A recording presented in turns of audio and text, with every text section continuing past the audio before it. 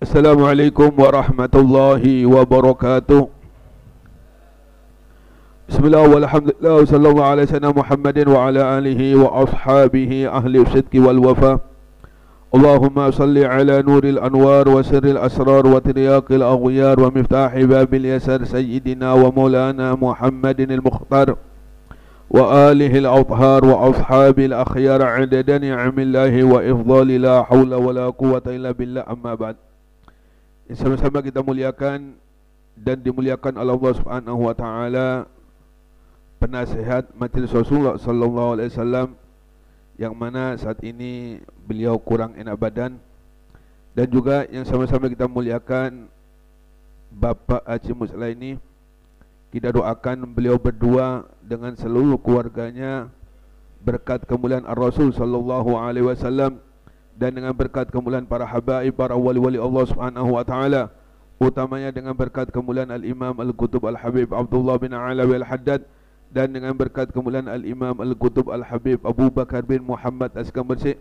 Mudah-mudahan beliau berdua dan seluruh keluarganya diberikan panjang umur oleh Allah Subhanahu wa taala, diberikan kesehatan oleh Allah Subhanahu wa taala, segala penyakitnya disembuhkan oleh Allah Subhanahu wa taala, diluaskan rezekinya oleh Allah Subhanahu wa taala, segala urusannya dimudahkan oleh Allah Subhanahu wa taala, segala hajat dikabulkan oleh Allah Subhanahu wa taala, diselamatkan oleh Allah Subhanahu wa taala dari berbagai musibah, bala, fitnah akhirah, dan dijadikan anak keturunannya menjadi anak keturunan yang soleh-soleh, amin ya rabbal alamin.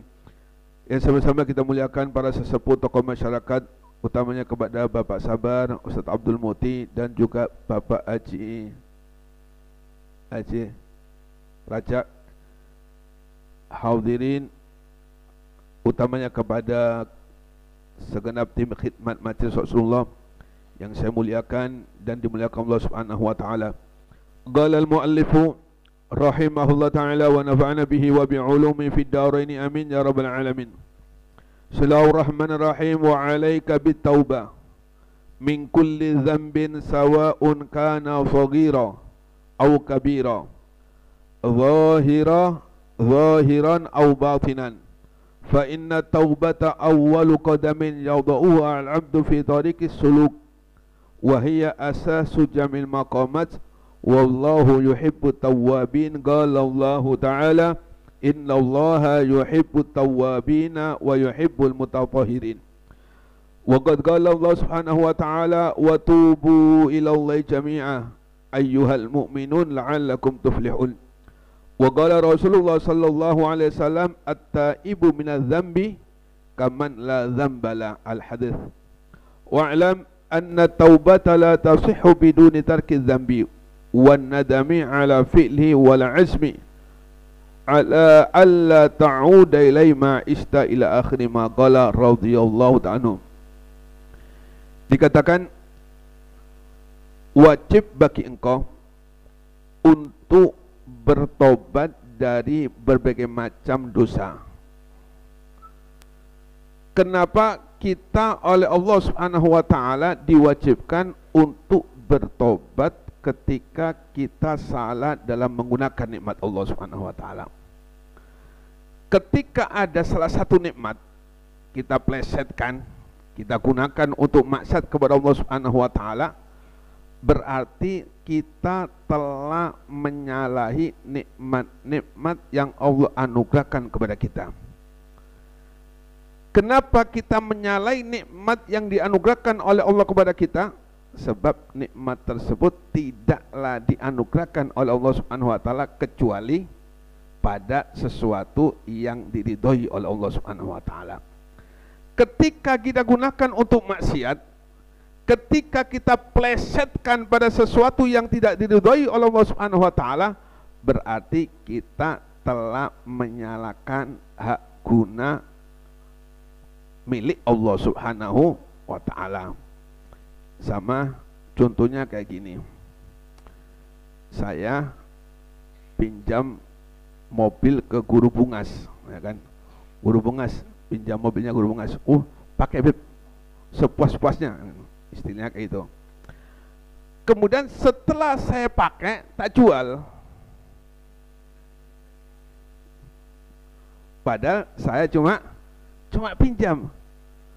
Karena butuh uang, tak juallah mobil itu dengan harga murah.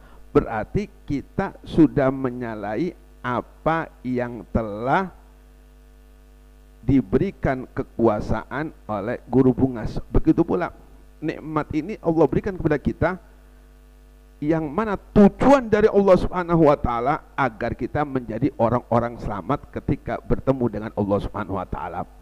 Maka ketika kita salah dalam menggunakan nikmat tersebut, wajib bagi kita untuk bersegera bertobat kepada Allah Subhanahu wa taala. Makanya Allah katakan wasari'u ila maghfiratin min rabbikum wa jannah. Ayat ini menunjukkan perintah wajib. Ketika kita salah dalam menggunakan nikmat Allah Subhanahu wa taala, wajib hukumnya untuk bersegera meminta ampun kepada Allah Subhanahu wa taala. Kira-kira dalam sehari berapa kali kita maksiat kepada Allah Subhanahu wa taala? Tentunya sungguh sangat banyak sekali, saking banyaknya sampai nggak terhitung maksiat itu kita kerjakan Allah Subhanahu wa taala. Baik maksiat zahir, mata kita memandang yang tidak dihalalkan oleh Allah Subhanahu wa taala, telinga kita dengarkan pada sesuatu yang tidak halal oleh Allah Subhanahu wa taala, mulut kita gunakan pada sesuatu yang tidak diridhoi oleh Allah Subhanahu wa taala. Maka wajib kita ini paling sedikit setiap hari meminta ampun kepada Allah Subhanahu wa taala sebanyak 1000 kali. Loh kok bisa, Bib? Perbandingannya Rasulullah tidak pernah maksiat, Rasulullah tidak pernah dosa, setiap hari 100. Kita setiap hari maksiat, maka harusnya kita itu paling enggak setiap hari istighfar sebanyak 1000 kali. Ya, bagi yang mau, yang enggak terserah ini. Sawa'un kana shaghiran au kabiran, baik itu dosa kecil ataupun dosa besar. Sebab yang tidak dipandang dosa itu kecil atau besarnya. Ketika kita salah dalam menggunakan nikmat Allah sekecil apapun, berarti kita telah menyalahkan wewenang Allah Subhanahu wa taala. Tidak memandang ini dosa besar dijauhi, ini dosa kecil dikerjakan, yang enggak. Setiap kita salah kecil atau besar, dosa tersebut wajib bagi kita untuk bersegera meminta ampun kepada Allah Subhanahu wa taala.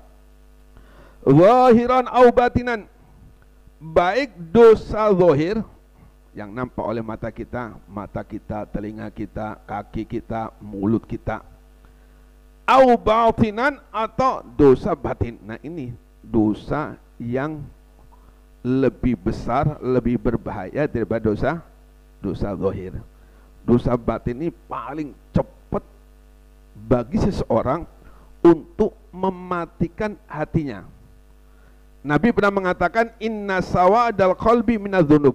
Ketahuilah, sesungguhnya mata hati seseorang dibutakan oleh Allah Subhanahu wa taala disebabkan oleh penyakit hati atau dosa hati. Ini paling cepat. Penyakit hati ini tentu tidak nampak oleh mata kita. Walaupun orangnya pakai bolang, orangnya pakai gamis, pakai jubah, bila perlu jubahnya rangkep 10, pakai tasbih, bila perlu tasbihnya dikalungkan 10 tasbih, pakai surban, bila perlu surbannya 10 digantung semua. Nampak oleh mata zahir orang yang luar biasa kepada Allah Subhanahu wa taala, cuma belum tentu hatinya. Bagaimana hatinya? Kalau hatinya selalu tumbuh subur penyakit-penyakit hati, hasud, iri, merasa lebih baik, merasa lebih mulia, maka hal ini paling cepat mematikan atau membutakan mata hati seseorang. Maka kalau mata hati seorang sudah buta, naudzubillah, dia nggak bakal merasa kalau dia salah. Iblis itu nggak merasa salah, walaupun sudah dikasih kesempatan ya oleh Allah Subhanahu wa taala melalui Nabi Musa dengan mengatakan, wahai iblis, kata Nabi Musa melalui firman Allah, engkau bakal diampuni oleh Allah Subhanahu wa taala, dosa-dosamu akan dihapus oleh Allah Subhanahu wa taala, cuma dengan syarat satu. Bagi kita enak banget syarat satu ini. Apa syaratnya? Minta maaf sama Nabi Adam, datang ke kuburannya, minta maaf kepada Nabi Adam. Loh, kayak gitu. Yang mungkin menurut orang yang gak punya sakit hati, itu sangat mudah sekali. Cuma ketika hati seseorang tumbuh sakit hati, gak bakal mudah itu. Contohnya iblis itu. Padahal sangat mudah sekali, tinggal minta maaf, beres sudah. Akan mendapat kembali ridho dari Allah Subhanahu wa taala. Namun apa iblis? Mana mungkin aku akan merendahkan diri kepada Nabi Adam. Sewaktu hidupnya aja aku gak mau merendah diri. Aku merasa lebih alim, aku merasa lebih ahli ibadah, apalagi sudah di kuburan. Gak mau Nabi Musa, gak mau aku gak mau datang kepada Nabi Adam untuk minta maaf. Ini bahayanya penyakit hati. Orang kalau sudah terkena penyakit hati, kebaikan apapun gak bisa dia terima. Gak pernah merasa salah, selalu merasa benar.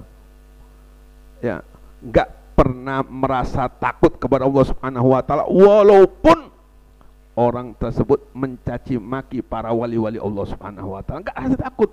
Walaupun bolangnya 10, sudah. Kalau hatinya dimatikan, dibutang Allah Subhanahu wa taala, di mana-mana dia mencaci maki orang-orang beriman, apalagi wali-wali Allah Subhanahu wa taala, enggak ada rasa takut dan enggak ada rasa malu kepada manusia, lebih-lebih kepada Allah Subhanahu wa taala. Dan inilah penyebabnya seseorang akan menjadi mati su'ul khotimah, mati dalam keadaan imannya dicabut oleh Allah Subhanahu wa taala, walaupun ahli ibadah, walaupun ahli dzikir, walaupun ahli sunnah. Cuma kalau dia sudah mata hatinya dibutakan Allah Subhanahu wa taala, dimatikan Allah Subhanahu wa taala, maka orang seperti ini bahaya sekali. Makanya hati-hati. Jangan mudah menilai orang dari casingnya. Ini ulama besar ini. Ini alim ini. Pinter hadis ini. Ini pengarang kitab. Nah, hati-hati. Bal'an bin Bawra saking alimnya sampai punya Ismul A'zam. Korun saking alimnya sampai hafal kitab Tauratnya. Kemudian fa inna taubata, maka sesungguhnya bertobat, awwalu qadamin yadau al-abdu fi tariqi suluk, permulaan yang harus dikerjakan, harus dilakukan oleh orang-orang yang menempuh suluk. Jadi orang kalau pengen suluk, kalau pengen wusul kepada Allah Subhanahu wa taala, kalau pengen sampai kepada Allah Subhanahu wa taala, yang pertama kali yang harus dilakukan yaitu at-taubah. Ini pertama kali syarat utama mutlak bagi orang yang pengen suluk, menempuh jalan kepada Allah Subhanahu wa taala, yaitu awal yang harus ia lakukan yaitu bertobat kepada Allah Subhanahu wa taala dari berbagai macam-macam yang kita pernah berbuat dosa, baik kepada manusia, kepada orang lain, macam-macam. Manusia pernah menghibah, namanya berat. Urusan dosa sama manusia ini sangat berat sekali. Kalau sama Allah enak sekali, tinggal taubat, beres urusannya. Naudzubillah, tsumma naudzubillah. Wahia asasu jamil maqamat, dan bertobat itu dasar dari berbagai macam kedudukan-kedudukan tinggi Allah Subhanahu wa taala. Kedudukan atau derajat seorang itu macam-macam. Ada abdal, ada aktom, ada kutub, macam-macam. Untuk mencapai atau untuk mendapatkan hal tersebut, dasar utama yang harus ia tempuh yaitu bertobat kepada Allah Subhanahu wa taala. Kalau enggak bertobat dengan sebenar-benarnya, maka nggak bakal bisa nyampe kepada Allah Subhanahu wa taala walaupun ahli ibadah. Malam tahajud, siangnya puasa sunnah, kalau nggak melalui jalan taubat meminta ampun Allah Subhanahu wa taala kepada orang-orang yang pernah ia sakiti, maka nggak bakalan ia nyampe kepada Allah Subhanahu wa taala. Qala Allah taala innallaha yuhibbut tawwabin wa yuhibbul mutatahhirin. Sesungguhnya Allah Subhanahu wa taala yuhibbut tawwabin, suka orang-orang yang bertobat kepada Allah Subhanahu wa taala, wa yuhibbul mutatahhirin, dan Allah Subhanahu wa taala suka kepada orang-orang yang selalu mensucikan diri, baik mensucikan dari kotoran zahir ataupun mensucikan diri dari kotoran batin, ya. Wa qad qala Subhanahu wa taala wa tubu ilallahi jami'ah wallahu a'lam bissawab. Insyaallah kita lanjutkan minggu akan datang. Mudah-mudahan kita dipanjangkan umur oleh Allah Subhanahu wa taala, dan mudah-mudahan kita diberikan kesehatan oleh Allah Subhanahu wa taala, dan mudah-mudahan kita diistiqomahkan oleh Allah Subhanahu wa taala, dan mudah-mudahan kita dipertemukan dengan Nabi Muhammad sallallahu alaihi wasallam ya qadatan wa manaman, amin ya rabbal alamin. Dan mudah-mudahan negara Indonesia dijadikan Allah Subhanahu wa taala negara baldatun thayyibatun wa rabbun, segala musibah, segala bala, segala fitnah, segala adu domba diangkat oleh Allah Subhanahu wa taala dari muka bumi Indonesia, amin ya rabbal alamin.